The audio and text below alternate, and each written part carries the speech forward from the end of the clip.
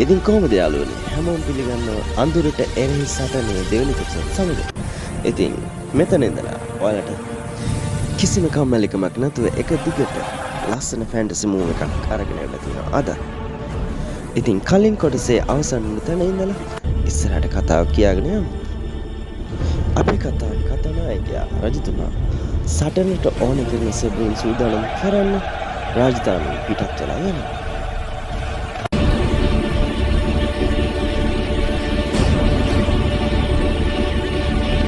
රාජකීය සෙබළු ලක්ෂ ගණනක් රජතුමා සමග මේ යුද්ධයට පිටත් වෙලා යනවා.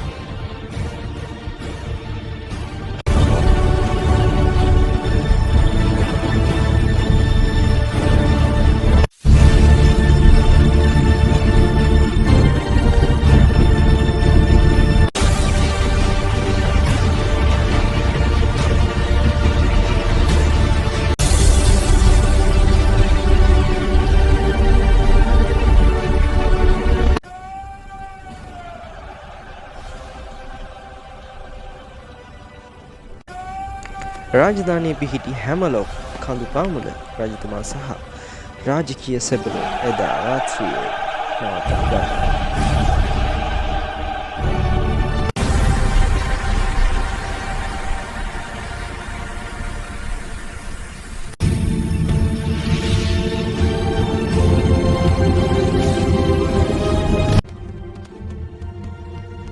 මේ අන්ධකාර රාත්‍රියේ අඳුර සමගින්ම රජතුමා හමුවීමට විශේෂ අමුත්තෙක් පැමිණෙනවා.